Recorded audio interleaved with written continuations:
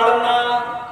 آپ نے نماز قائم نہیں کی ہے, آپ نے نماز پڑھی ہے, آپ کے اوپر مغرب کی نماز پڑھنا فرض نہیں تھا, مغرب کی نماز کو اس کے وقت پر پڑھنا فرض تھا, آپ نے وقت پر نماز نہیں پڑھی, آپ نے وقت نکل جانے کے بعد جان بوجھ کر وقت نکال دینے کے بعد آپ نے نماز پڑھی ہے.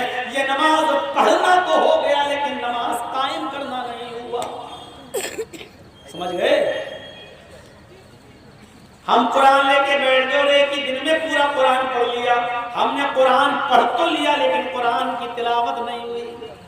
ہم نے نماز پڑھ تو لی لیکن یہ نماز پڑھنا ہوا, نماز کا قائم کرنا نہیں.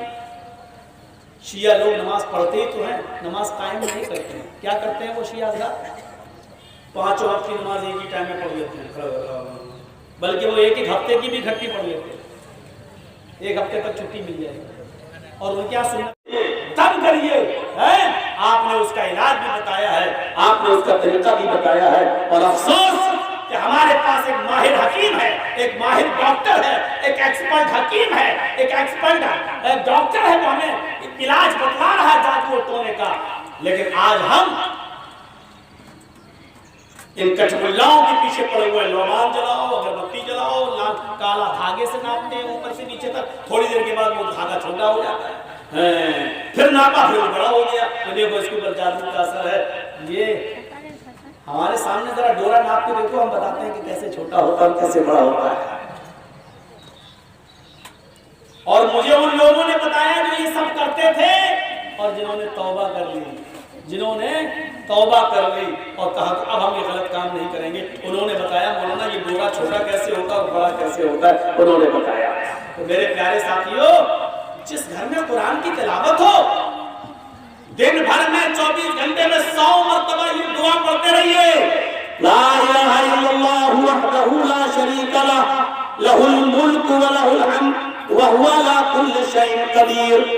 اللہ کے نبی صلی اللہ علیہ وسلم فرماتے ہیں جو شخص دن بھر میں 100 مرتبہ یہ وظیفہ پڑھے گا, لا الہ الا اللہ وحدہ لا شریک لہ لہ الملک ولہ الحمد وہو علی کل شیء قدیر, اس شخص کو کبھی جادو اور ٹونے کا اثر نہیں ہوگا, اس کے اوپر کبھی جادو کا اثر نہیں ہوگا, کبھی شیطان اس کے اوپر غالب نہیں آ سکتا ہے.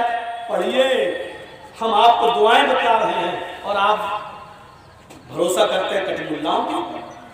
اب 100 مرتبہ پڑھنا ہے, اب آپ اس کو چاہے جیسا بنا لو, ہر نماز کے بعد 200 مرتبہ پڑھنا شروع کر دو, 5 نمازوں میں ہو گیا. تو 100 مرتبہ پڑھنا, 20 ہر نماز کے بعد 20 مرتبہ پڑھنا شروع کر دیجئے, 5 نمازوں میں 100 مرتبہ ہو گیا. یا فجر کے بعد بیٹھ جائیے مسجد میں اور 100 مرتبہ ایک ہی بار میں پڑھ لیجئے, اور اس کے بعد میں آپ مسجد سے باہر نکل آئیے, ہو گیا 100 مرتبہ. آپ کو 100 مرتبہ پڑھنا ہے, چاہے آپ 5 نمازوں میں 20-20 مرتبہ پڑھ لیں, چاہے آپ ایک ہی نماز میں 100 بار پڑھ لیں, چاہے آپ صبح 50 بار پڑھ لیں, شام کو 50 بار پڑھ لیں. آپ اس کو بانٹ بھی سکتے ہیں مختلف حصوں میں. آپ کو 24 گھنٹے میں دن رات میں 100 مرتبہ پڑھنا ہے. آپ اپنی سہولت کے اعتبار سے سوچ لیں اور پڑھ لیں. آپ کے اوپر شیطانی اثر, جادو ٹونے کا اثر نہیں ہو سکتا ہے. میرے بھائیوں, یہ اللہ کے نبی صلی اللہ علیہ وسلم نے بتایا ہے.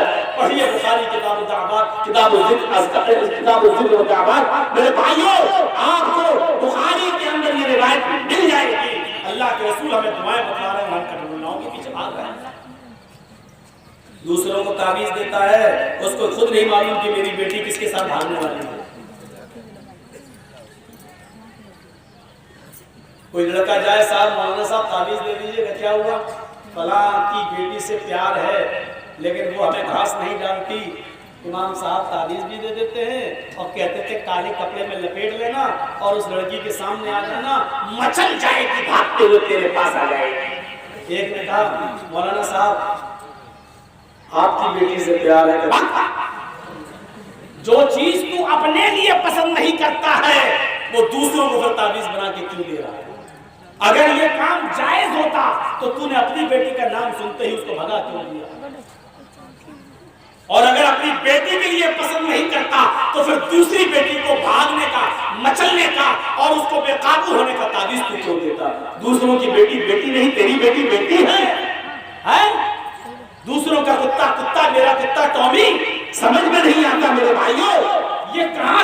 چیزیں نکلی ہیں. اگر یہ دین کا کام ہے تو تجھے کیوں برا لگا اپنی بیٹی کا نام سن کر؟ اور اگر یہ دین کا کام نہیں ہے تبھی تو تجھے برا لگا تو دوسروں کے لیے کیسے دے رہا ہے؟ آپ اس کو امام کہیں گے؟ آپ اس کو مولوی کہیں گے؟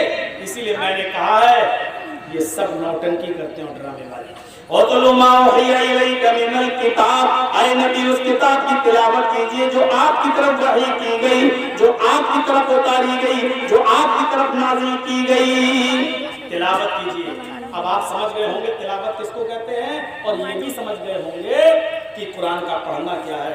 ہمیں اللہ سے دعا کرنا چاہیے کہ اللہ ہم سب کو قرآن کی تلاوت کرنے کی توفیق عطا فرمائے. آئیے دوسری طرف چلتے ہیں. وَأَقِمِ الصَّلَاةَ، نماز قائم کیجئے، نماز قائم کیجئے. پڑھیے نہیں.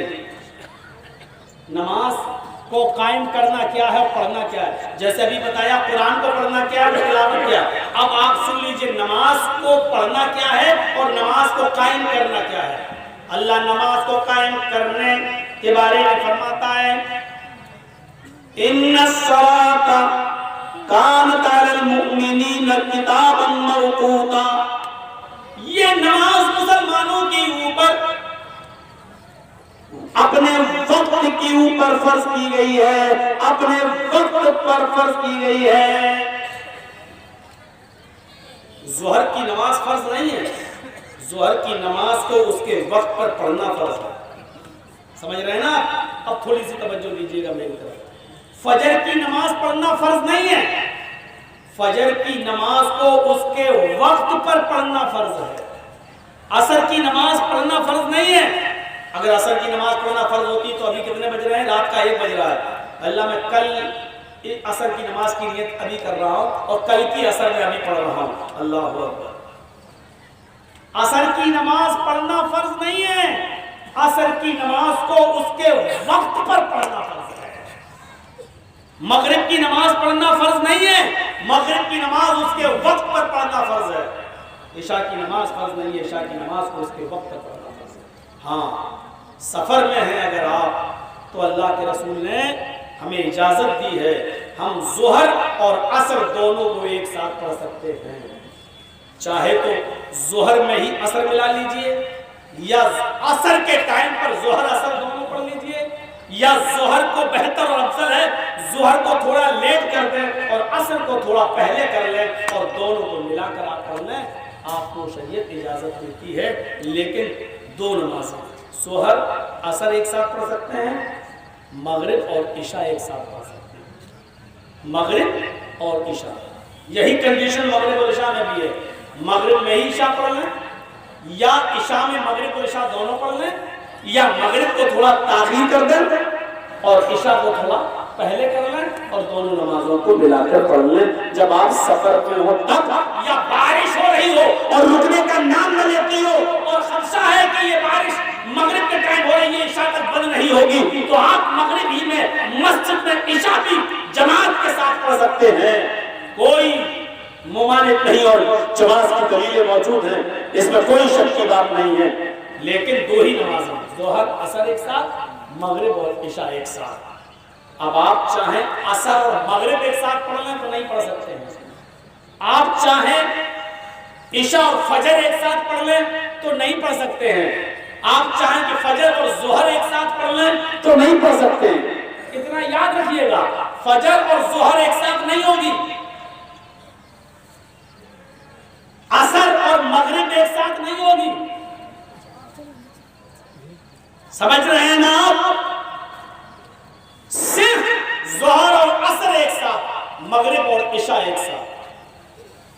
عشاء اور فجر ایک ساتھ نہیں، فجر اور ظہر ایک ساتھ نہیں،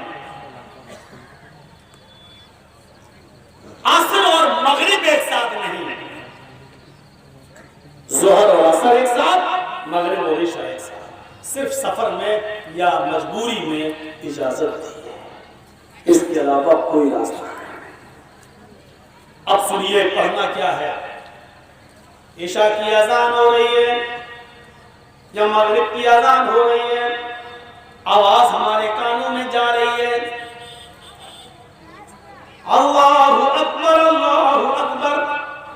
ہمیں معلوم ہے کہ مغرب کے بعد فوراً جماعت کھڑی ہو جائے گی، لیکن یہاں انڈیا اور آسٹریلیا کا میچ آ رہا ہے۔ سنیے، 2 اوور 3 اوور باقی رہ گئے ہیں،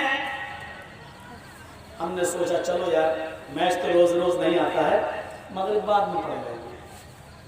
اب آپ اس 2 اوور کو پورا دیکھنے کے لیے رک جاتے ہیں، اذان کی آواز سننے کے بعد بھی یہ جانتے ہوئے بھی کہ 2 اوور جب تک ختم ہوں گے ہماری جماعت نکل جائے گی، اس کے بعد جان بوجھ کر آپ نماز چھوڑ رہے ہیں اور پورا اوور دیکھنے کے بعد اب آپ مسجد میں جاتے ہیں۔